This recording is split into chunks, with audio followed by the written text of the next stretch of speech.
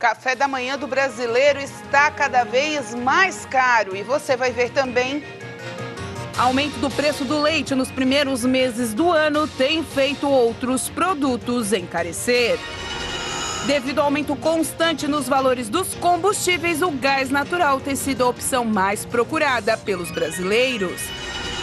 Mais 26 empresas do ramo de telemarketing estão entrando na lista negra do governo. O Ministério da Saúde lança campanha nacional contra hepatites virais. Essas e outras notícias você acompanha a partir de agora no Informe Região.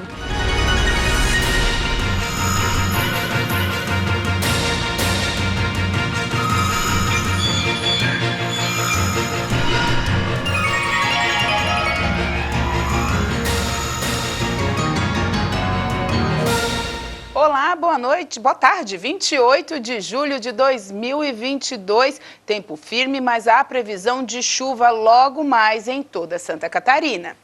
No mês de julho tem celebração e é celebrado o Dia Mundial do Enfrentamento ao Câncer de Cabeça e Pescoço.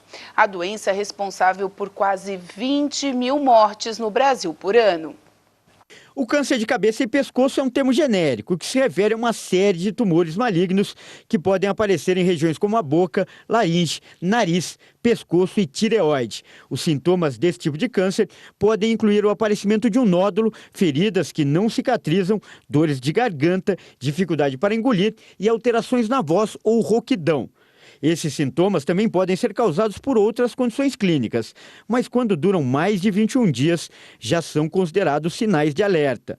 O tabagismo e o alcoolismo são os fatores de risco mais frequentes para esse tipo de câncer. A má higiene bucal e a desnutrição também podem contribuir para o surgimento da doença. De acordo com o Instituto Nacional de Câncer, os dados em relação ao problema são alarmantes no Brasil. Em média, 76% dos casos são diagnosticados em estágio já avançado. E isso dificulta o tratamento, além de aumentar a taxa de mortalidade do paciente. A campanha Julho Verde, com destaque para o Dia Mundial de Enfrentamento ao Câncer de Cabeça e Pescoço, promove a conscientização sobre a prevenção e o tratamento da doença. O mês é celebrado pelo INCA desde 2016 e conta com o apoio da Organização Mundial da Saúde e da União Internacional para o Controle de Câncer. O Ministério da Saúde lançou a campanha nacional contra hepatites virais e apresentou os dados que mostram a queda para todos os tipos da doença no país. A campanha lançada nesta quarta-feira pelo Ministério da Saúde busca incentivar o diagnóstico precoce e a vacinação contra as hepatites. A maioria dos casos de hepatite não manifesta sintomas até que a doença esteja em estágio avançado. Por isso, a campanha chama atenção para que as pessoas busquem realizar os exames precocemente. O SUS disponibiliza o teste para hepatite B, que através de uma gota de sangue detecta rapidamente a presença da doença. A rede pública também disponibiliza remédios e vacinas contra as hepatites A e B. O SUS ele oferece gratuitamente, de forma integral, para todos os pacientes com hepatite viral, o cuidado integral, desde a prevenção, o diagnóstico e o tratamento. Obviamente que a melhor forma de prevenção contra as hepatites A e B são as vacinas. E este Ministério e o SUS disponibiliza gratuitamente as vacinas para hepatite A e hepatite B, conforme o calendário vacinal. As hepatites B, C e D também têm tratamento ofertados pelo SUS e o medicamento disponibilizados pelo SUS garantem a cura para até 95% dos pacientes com hepatite C, o que é um dado extremamente importante. A campanha de vacinação é destinada a crianças, idosos, gestantes e adultos, respeitando os intervalos e esquema previsto no calendário nacional de vacinação. O Ministério da Saúde também apresentou os dados das notificações de hepatites virais dos últimos 20 anos. Para todos os tipos de hepatite, houve queda. A hepatite A apresentou redução de 95,6% no número de casos. A questão das hepatites, como já se foi dito aqui, é um problema de saúde pública. No passado, a hepatites era a principal causa de transplantes hepáticos. Hoje, em função das políticas públicas, já passa a ser a esteatohepatite crônica, a principal causa de transplante hepático, mas hepatite C é causa de hepatocarcinoma e é causa de necessidade de transplante e é causa de óbito. Então é necessário, já que hoje nós temos maneiras efetivas de diagnosticar precocemente, de tratar com antivirais, de vacinas, de utilizar a força das políticas públicas para reduzir esse importante problema de saúde pública. Enfim, o sistema de saúde não vive só do enfrentamento à Covid-19, a doenças cardiovasculares, ao câncer, chamadas doenças crônicas não transmissíveis, as doenças infecciosas, as que são evitáveis por vacinas e as que não são. As hepatites podem ser prevenidas evitando o compartilhamento de objetos que possam conter sangue contaminado, como seringas, agulhas e alicates, além de escovas de dentes. Então, seja Covid, seja hepatite misteriosa das crianças, seja monkeypox, nós estamos preparados para enfrentar todos esses problemas. Até porque a saúde é um direito de todos e um dever do Estado. A Organização Mundial da Saúde afirma que os adultos devem fazer entre 150 e 300 minutos de atividades físicas moderadas ou 75 e 150 minutos de atividades físicas intensas por semana. E as pessoas que superam esses níveis vivem mais em comparação com aquelas que não fazem nada. Uma vida mais longa pode significar praticar ainda mais do que a quantidade recomendada de exercícios físicos semanais. De acordo com um novo estudo publicado em revista científica, os pesquisadores analisaram mais de 116 adultos. Os participantes relataram suas atividades de lazer em questionários várias vezes ao longo de 30 anos.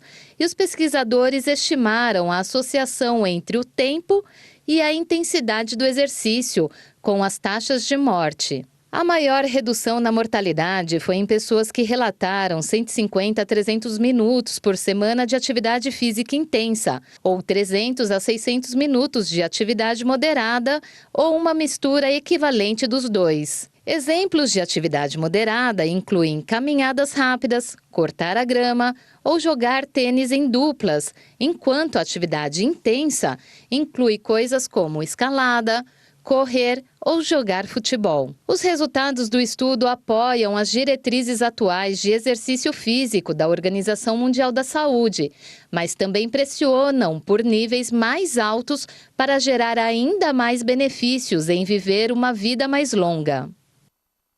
Uma nova vacina contra a Covid-19 está sendo desenvolvida para ajudar a evitar o contágio por novas cepas da doença. Pesquisadores da Escola de Medicina da Universidade da Califórnia desenvolveram uma nova composição de imunizante contra a Covid-19 com uma formulação inédita. Em testes com ratos, a substância se mostrou eficaz para a proteção contra todas as variantes da doença e possíveis novas cepas que vierem a existir. O estudo foi publicado na revista PLOS Pathogens. A estratégia dos cientistas foi criar uma substância que atacasse diretamente a proteína spike do SARS-CoV-2, responsável pela entrada do vírus nas células do corpo humano. Até o momento, os pesquisadores afirmam que as vacinas atacam o RNA, liberado pelo vírus após a sua entrada nas células, permitindo a neutralização dos casos graves e desacelerando a pandemia. Mas agora a ideia é atingir o ponto mais eficaz para exterminar o risco do vírus. Os pesquisadores afirmam que o novo coronavírus ainda é uma ameaça global e surgiu então a necessidade de pensar em um imunizante que afete a capacidade do vírus de infectar. Os cientistas trabalham na composição de uma resposta que desarme a capacidade da proteína spike de permitir a entrada do coronavírus nas células. O grupo de pesquisadores também já estuda a possibilidade de um imunizante para ser inalado ou em cápsulas. A seguir, café da manhã do brasileiro cada vez mais caro.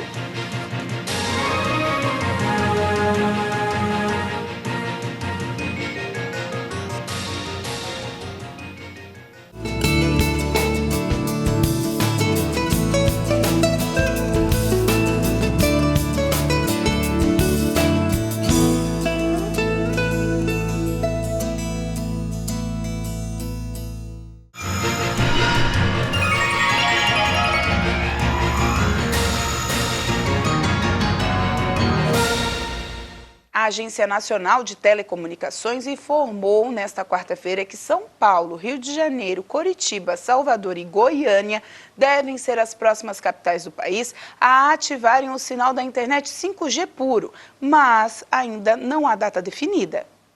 A tecnologia 5G deve chegar a mais 3 capitais nesta sexta-feira. São elas Belo Horizonte, João Pessoa e Porto Alegre. A ativação do sinal nestes locais só foi possível após a adaptação das estações. O 5G já funciona aqui em Brasília desde o dia 6 deste mês. O 5G é a mais recente tecnologia para serviços móveis e permite transmissão de dados em alta velocidade, além de possibilitar o desenvolvimento de serviços inovadores em diversas áreas. E a Anatel hoje de manhã acabou de liberar, a partir de sexta-feira, João Pessoa, Porto Alegre e Belo Horizonte. Todas as outras capitais terão que começar a funcionar até o dia 29 de setembro. O que é bom deixar claro? Brasília começou no dia 6, então eles têm até o dia 29 de setembro para otimizar toda a faixa, para terminar todas as obrigações e a partir do dia 29 de setembro é quando a Anatel vai fazer a sua aferição. O aumento no preço do leite registrado nos últimos 7 meses do ano pode causar um efeito em cadeia e encarecer outros produtos derivados. Na lista estão os chocolates, os iogurtes, os queijos e também a manteiga. O salto registrado no preço do leite longa-vida nos 7 primeiros meses deste ano foi de 57,4%. Mas a preocupação para os consumidores deve ser ainda maior. Isso porque a alta também deve impactar o custo de outros produtos derivados do leite, como, por exemplo, os chocolates. Por enquanto, ainda não houve o repasse integral dos reajustes para os valores do queijo, que teve aumento de 13,8%, da manteiga, que teve alta de 14,2%, e do iogurte, que subiu 3,26%. Os chocolates em barra e bombons registraram aumento de 6,59%. Especialistas alertam que esses produtos podem sim sofrer reajustes ainda maiores nos próximos dias. Isso porque o leite representa uma parcela importante para a produção desses produtos, o que vai pressionar os preços para cima. A indústria do setor ainda espera a movimentação do mercado para definir como será o repasse. O café da manhã está cada vez mais caro. A inflação sobe. Os itens da primeira refeição do dia têm feito o brasileiro mudar o cardápio ou até mesmo cortar alguns produtos da lista de compras. Está cada vez mais difícil comprar o pãozinho nosso de cada dia. Eu assustei que eu fui comprar pão outro dia, levei R$5. Comprei 4 pãezinhos e tive que pagar com Pix porque os R$5 não dava mais. Só este ano, o pão francês subiu cerca de 15% e o café sofreu quase o mesmo aumento. O preço dos alimentos também, e o café se inclui nisso, em especial, está intimamente ligado ao custo do frete. O transporte é feito por meio de caminhão que utiliza o petrodiesel. E com a pressão do preço do petróleo também decorrente da crise Rússia e Ucrânia, então a gente também teve essa pressão adicional, em especial ali também no café. É claro que a inflação sobre o café também está relacionada aos efeitos das chuvas do começo do ano sobre a produção. Mas o economista explica que é o conflito entre Rússia e Ucrânia que mais tem impactado no preço dos alimentos. São 2 grandes produtores de commodities, em especial a Ucrânia, que produz grandes quantidades de trigo, milho e soja, que são essenciais para a cadeia, para a cadeia alimentícia. Mas muito além do café ou do pão francês, o grande vilão da inflação é mesmo o leite, que subiu mais de 40% no ano. Isso sem contar os derivados dele, como o queijo, a manteiga e o requeijão. A questão do leite é um pouco mais profunda, até porque a atividade, essa atividade ela é complexa e de margens muito baixas historicamente. Então, sempre que você tem alguma pressão de custos, choque de custos, então você tem a queda, né, de vários produtores ali que não consegue manter o mesmo nível de produção. Então, você tem uma escassez de oferta, você tem o frete também incomodando e você tem o preço ali, em especial, do milho, da soja também, porque o gado também come torta de soja, né?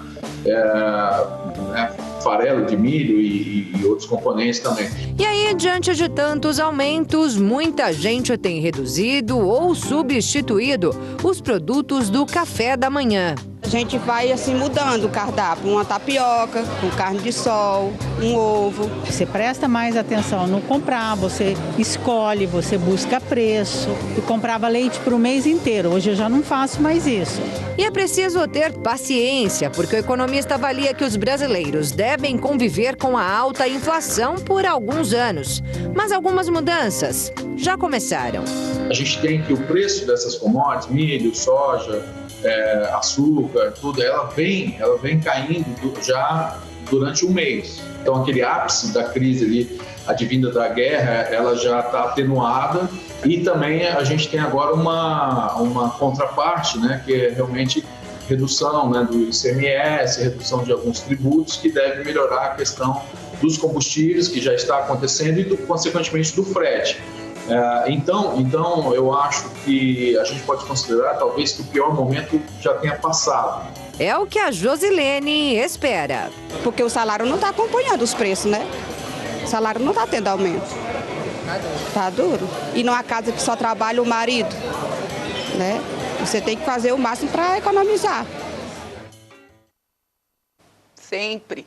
Devido ao aumento constante dos valores dos combustíveis, o gás natural tem sido a opção mais procurada pelos donos de automóveis, tanto que bateu recordes ainda este ano. Só nos 6 primeiros meses deste ano, quase 70 mil carros passaram a adotar o GNV. Em 2022, foram modificados 67.487 veículos, ante 38.747 em 2020. A Associação Nacional dos Organismos de Inspeção explicou que a decisão pelo gás natural exige uma prevenção veicular maior para que acidentes não aconteçam. A presidência do organismo disse que os automóveis em situação irregular e sem as vistorias periódicas têm um índice maior de fatalidade do que outros com licenciamento ou inspeção atrasados há 2 anos ou mais. Nessa terça-feira, uma explosão em um carro que abastecia o cilindro no Rio de Janeiro vitimou um idoso e deixou uma mulher ferida. Segundo os frentistas, o cilindro estava enferrujado. A seguir, comerciantes otimistas com as vendas deste ano.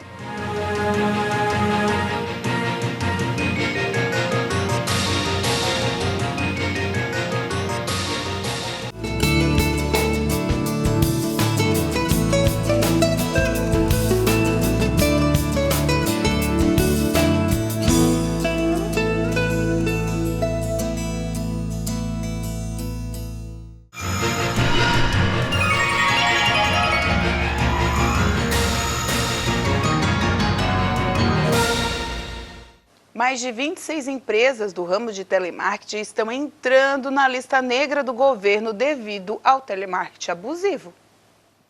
A principal denúncia é a realização das chamadas sem a autorização dos consumidores. A prática caracteriza o telemarketing abusivo.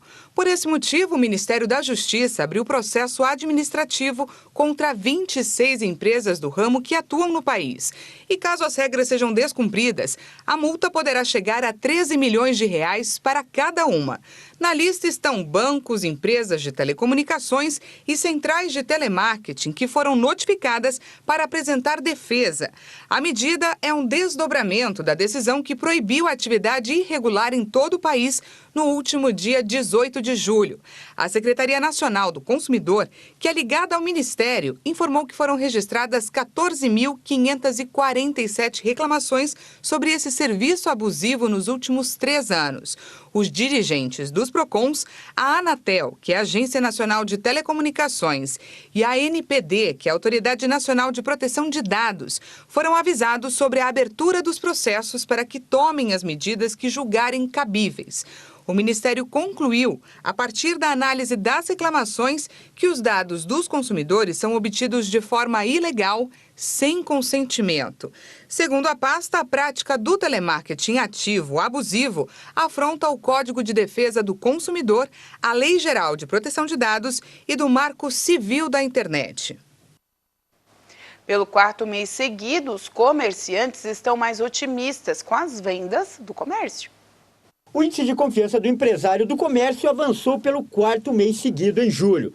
Segundo pesquisa da Confederação Nacional do Comércio, o indicador registrou 123,1 pontos. Há 2 anos, ainda no início da pandemia, o indicador marcava 69,3 pontos.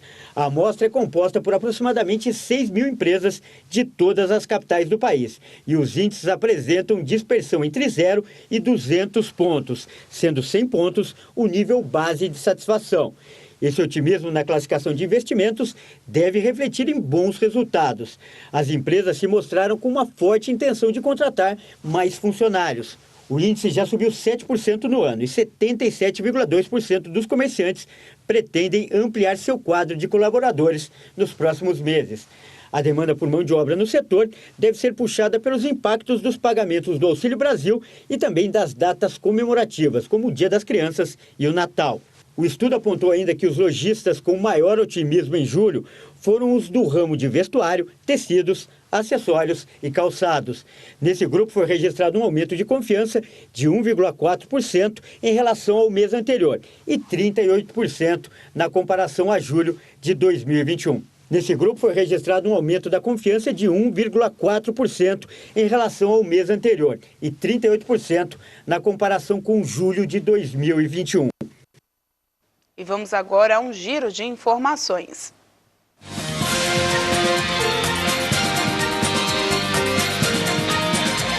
O Instituto Brasileiro de Geografia e Estatística, o IBGE, abriu um novo concurso para trabalhadores temporários para o Censo 2022. O edital deste processo seletivo complementar, com 15.075 vagas, foi publicado nesta quinta-feira no Diário Oficial da União. Segundo o IBGE, trata-se de um processo complementar que oferece vagas ainda não preenchidas em diversos municípios do país. A previsão de duração do contrato é de até 3 meses, podendo ser prorrogado, com base na necessidade de conclusão das atividades do Censo Demográfico 2022 e na disponibilidade de recursos orçamentários. As inscrições para o certame são gratuitas e podem ser efetuadas no site da instituição até 1º de agosto. Começa na próxima segunda-feira, dia 1º, e vai até o dia 4 de agosto, o período de inscrições na edição do 2º semestre de 2022 do programa Universidade para Todos, o ProUni. Podem participar estudantes interessados em bolsas de estudos parciais com 50% ou integrais de 100% em diversas universidades privadas, desde que tenham feito o Exame Nacional do Ensino Médio, o Enem, e atingido o mínimo da média de 450 pontos em cada matéria do exame. Além disso, estudantes não podem ter zerado a prova de redação e nem ter participado como treineiro. Segundo o edital do ProUni, o resultado com a lista dos candidatos pré-selecionados estará disponível na página oficial do programa e será constituído de 2 chamadas sucessivas. A primeira será no dia 8 de agosto e a segunda chamada no dia 22 de agosto. As obras do Mirante Real dos Santos Guglielmi continuam no Morro Sequinel. No momento, a construção segue em concretagem de pilares até a plataforma inferior. O próximo mês, a obra entra em uma nova fase, com a colocação de escoamento metálico para a construção da plataforma. O Mirante será um novo ponto turístico e contará com uma visão 360 graus de Criciúma. O Mirante Real do Guglielmi terá 30 metros. A estrutura está sendo construída na rua Honório Burgo, do bairro Mina Brasil, contando com uma área de mais de 650 metros quadrados. O investimento da obra é de 2 milhões, sendo que 450 mil de contrapartida do município e o restante do Ministério do Turismo. As ações de prevenção à varíola do macaco serão intensificadas em Santa Catarina a partir de hoje. O trabalho é tornar a medida de identificação e isolamento dos pacientes o mais eficiente possível para evitar que a doença chegue aos públicos mais vulneráveis e quadros graves, como crianças, gestantes e imunossuprimidos. Até o momento, foram notificados 32 casos da varíola do macaco em Santa Catarina. Destes, 10 casos foram descartados, 16 permaneceram em investigação e 6 foram confirmados, sendo que o caso importado, que embora tenha sido notificado por Santa Catarina, é de um paciente residente no estado de São Paulo e 5 residentes em Santa Catarina, nos municípios de Leoberto Leal, Florianópolis e Joinville.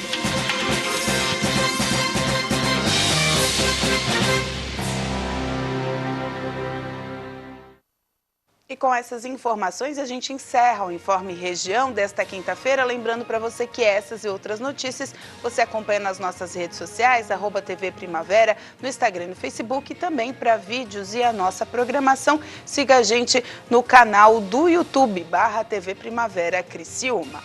A todos vocês, uma boa noite. Até amanhã.